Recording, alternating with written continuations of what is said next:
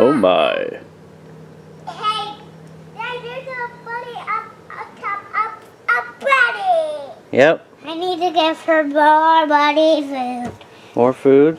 Yeah. Well, why don't you let them finish the food they have first? And then I'll give them more food. Dead. Dead.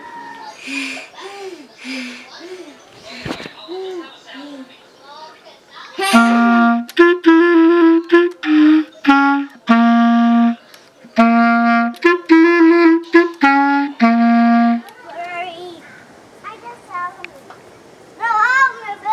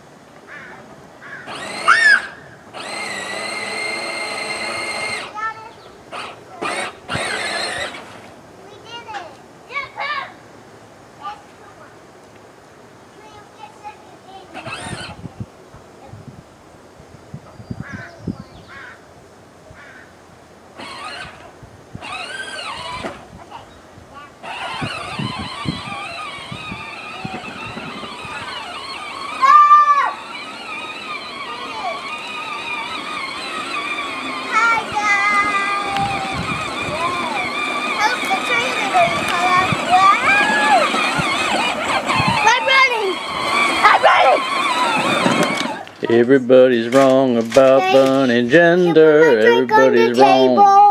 Daddy, look! Can I put my drink on the table? I'm pretty sure Bun Bun's a boy. Daddy! And I suspect that Moo Moo is a girl. But now I'm not going to bother checking them. They don't like it. Joey, come here! I'm going to club!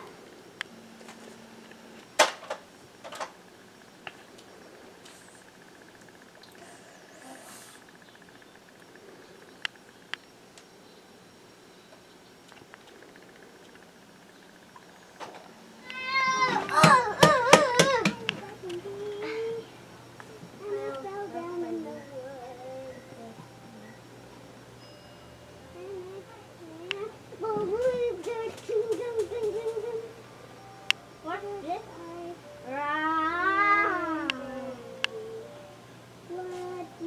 I can't see you. I told you, Zoe. Alright, let's make the best meatballs ever. Oven. Broil. Start in 5 to 8 minutes. It should be at 350 on the cast iron griddle, which, by the way, if you don't have a cast iron griddle, I think it's one of the best investments you can put into your oven. Really great heat management tool. Next, we're going to start with a base for our flavor base of wine. Red wine here, but any wine will be appropriate because it contains high levels of acids and a significant amount of alcohol, which is used solely to promote flavor transfer in our flavor base here. So we're making 4 pounds of meatballs with 3 pounds of hamburger and 1 pound of Safeway brand Italian sausage. So we're going to use a significant amount of wine here. This is more than obvious. It's 4 times what you would use for a pound. Let's just call it that much. And that might actually be too much wine, but it mixes into the meat fairly well. So what do these acids and alcohol do for you for the flavors? Well, these herbs are an oil-based flavor medium. It's not the fiber or the cellular structure of the herbs that's desirable here. It's the oils with which they store their nutrients and supplies. Fats being like little boxes from nature that hold things for the organism. And herbs are mostly these oily herbs. They're made to live with less water, and so they have more of an oil-based existence. And those tasty, tasty oils are what we take advantage of here for flavor and also for some health benefits that, whatever. Then lots of salt and pepper here. Don't go easy on the salt and pepper. That's like #1 for meatballs.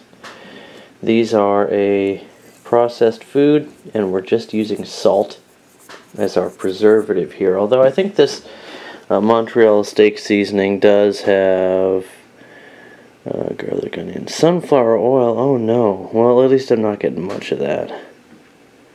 Yeah, it's not too bad.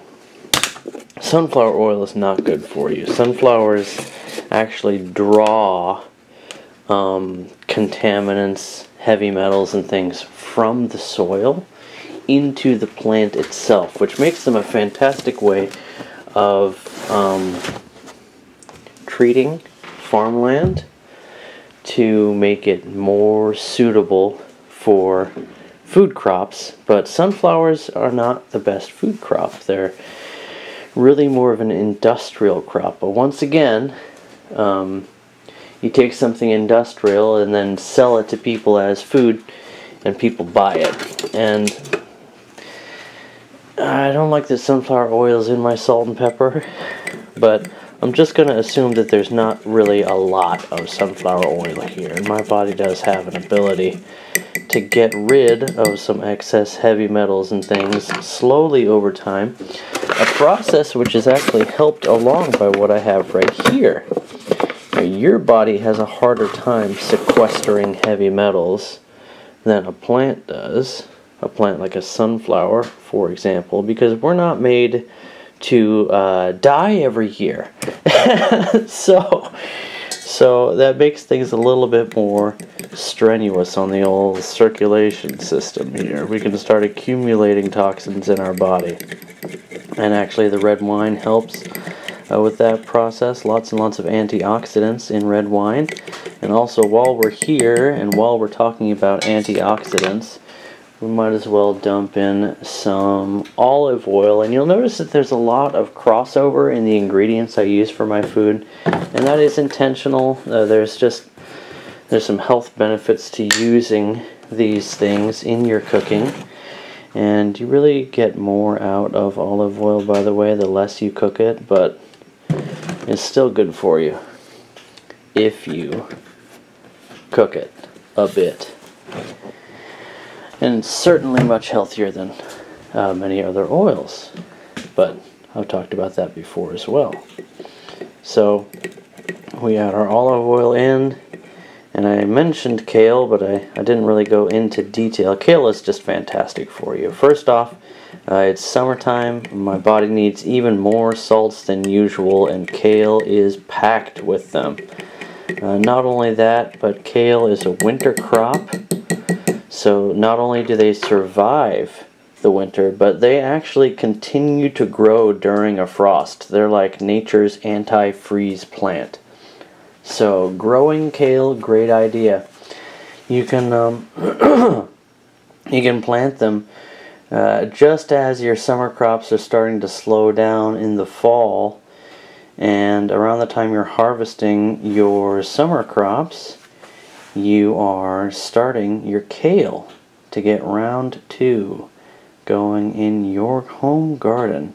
So kale, and then your tubers are going to do just fine. In fact, that's the environment where they produce a more vigorous tuber when the top action just ain't happening. When it's too cold up above, the plant seeks the root sphere, the area under the ground, which is more moderate and also contains a different style of ecosystem, focusing on bacteria and fungus, less dependent upon sunlight, which is lacking during the summer season. Am I rambling? Yes, I am. In fact, to wit, I'm starting to forget what I was doing here, which is an old ADD thing, but that's fine. It's only a disorder when it's not working for you. ADD is great in a fight. Anyway, hi little woman. Good morning. 4 pounds of meat. Now normally I would go for a mixer. Let's see. My mixing bowl is a little dirty. So now that this flavor base, uncut so far people, but we're about to cut ourselves here. So the flavor base is mixed, and I'm going to start to need 2 hands here. And I also suspect I'm going to have a child on my hands here. Little Zoe just came out of her room. So I got to get to parenting, get off the old camcorder. But really we've accomplished what we're going to do here. So I showed you how to make this flavor base, and then we're just going to put all of our meat and our flavor base in the mixer, mix it together, and you can mix it by hand, which is perfectly fine. And then we're going to ball it directly into the oven, which will be preheated by our broil cycle we have it on now. If we check our temperatura, we're at 260 here, so we're another 3 or 4 minutes away. Oven's a little slow today. We're another few minutes away from between 350 and 400, which is a good meatball starting temperature. And then you just bump that temp down after you ball your meat and put it on the griddle. Close your oven, set it down to 350 or less if you want to take more time cooking it. And then you just cook it till it's done in the middle, and that's going to depend upon the size of your meatballs. Bigger balls take longer to cook, smaller balls take less time to cook, and then the total weight of the food that you're cooking also affects the performance of your oven there. So 350 is a good temp, and I mean by this point we've got the flavor base. We're just going to mix it together, ball it, and rock and roll with the cooking. And that's going to be off camera because I've got some parenting to do. I gotta love my babies. Latest.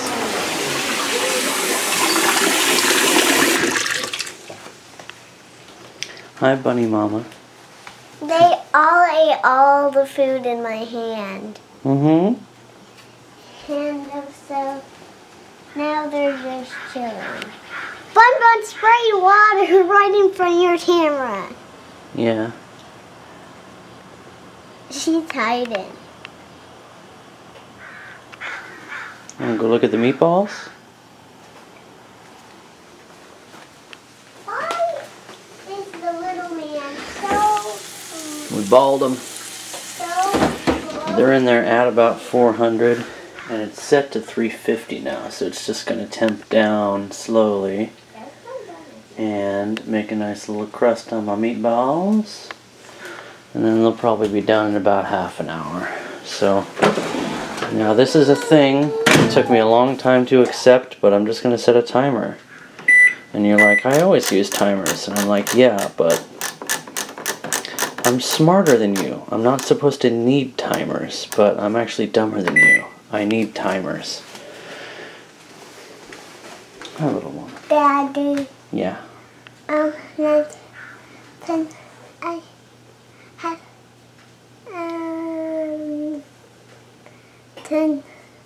I lost some dirty dishes. Yeah, you can wash some dishes. I have some dirty dishes here for you. You want some? Here's a stool so you can stand up there. And there's gloves. Are you going to wear the gloves? This one, they're all clean. I just cleaned them in the oven. Other hand. This hand. Yeah, there you go. And now this one goes on your other hand. There you go. And this is hot soapy water. So take the dishes from the dirty side and put them in. First, dump out the water that's in them, and then put them in the hot soapy water. Okay. And let me make some more hot soapy water for you. Hiya! So we'll just plug this with Mr. Sega real quick. There we go. Hot water. And soap. Hydrosol. Alright, so grab them and dump out the water in that sink. But Daddy, how do I get the dish off these things? We'll do that after we soap them. Okay. So first do what I said. Grab a dish. And the water comes right off of that because it's a spoon. Maybe you don't have to wear the gloves for this one. I think your hands are too small to make these work for you. You need little gloves. Okay, so just grab a dish.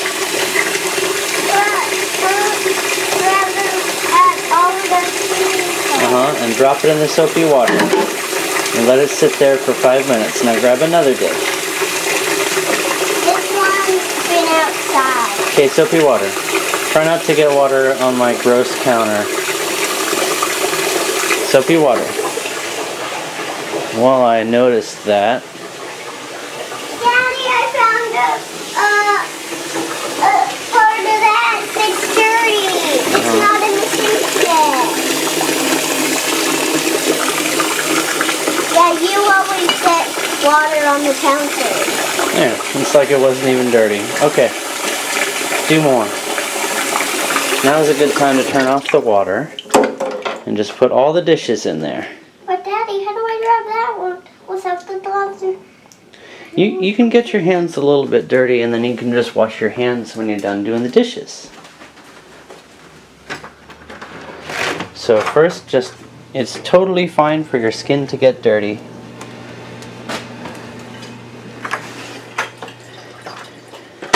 Because you can finish the job, get nice and filthy, and then clean your hands at the end when you're done.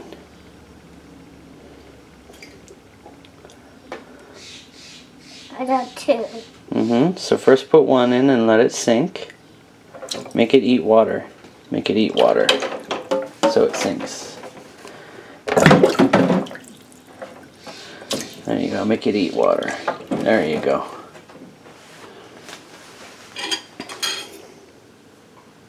Oh, rainbows. Wait, that's the only one. That's the baby one that I always use when I'm a baby. It splashes on me. Because babies love rainbow fork? Yeah. Yeah. And I still use that. If you don't want it to splash, you can, well, that's fine. Keep going. I want to wear the gloves. No, your hands are too small for those gloves. You're not able to pick things up safely with them, and we don't want you to drop things. Here. Put this in the hot water. There's that stuff overflowing everywhere. It's glittery everywhere. The hot water? No, like that red stuff. How did it already wash off? Red. Like the grease? Yeah. That's the power of hot, soapy water for you, little woman. That's why we use it to wash our dishes. It makes grease and goo come off. Ew, look. Goo. Drop it in the hot soap. There you go. This one with a ramen noodle on it. That'll go down the drain. It's just a little bit of noodle. It's not going down the little hole. It's grabbing onto there. Yep.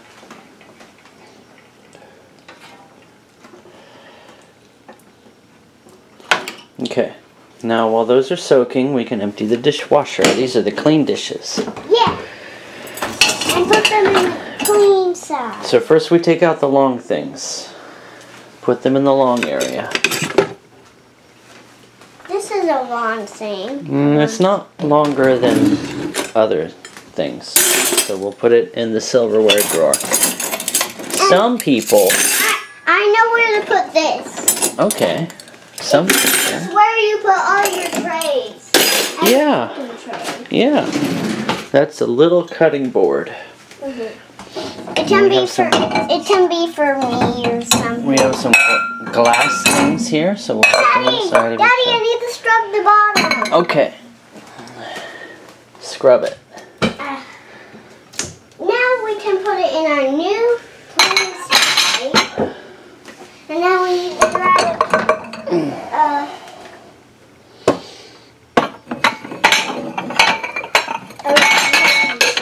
I feel like I'm handicapped here. Okay. Bread hook and meatball beater right there. Daddy, what is it, little woman? reach one of those for me? No, those are Mommy's special scrubbers. Oh. Use this scrubber. It's okay. It's still good for scrubbing. Even though the handle's a little greasy. I'm going to use my dress. Good idea.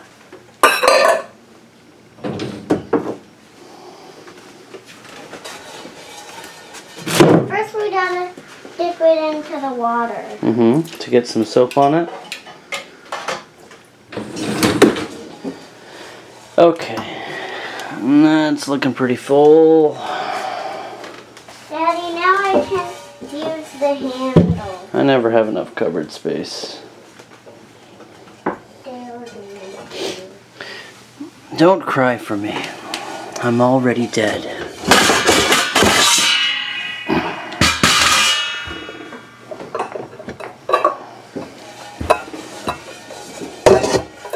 It's not really coming off, Daddy. I'm alive. Daddy, I need hot water in this. Even though part of me And has some died. soap in the dirty sink because it's not working with the hot water. Well, this is the scrub phase, so all we gotta do is scrub this. Hey, let me scrub it. Okay, scrub it. Can you see how the goo is moving around? That's all we really want right now is for the goo to get loose. Now let's rinse it. Yeah. Hot water. Let's put some on this. No.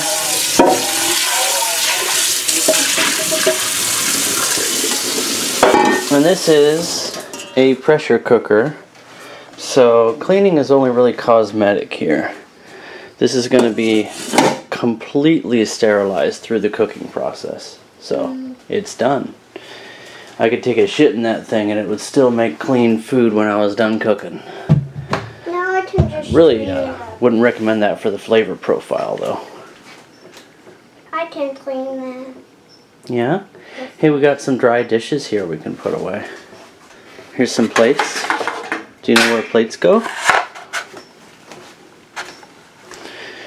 Up in here, up in here. Now what can I tell you? I'm always out of cupboard space. Up in here, up in here. Daddy! What is it, little woman? What about that pan? It's super dirty. I'm just gonna leave it and hope something better grows. I'll call it seasoning and just neglect it. Okay.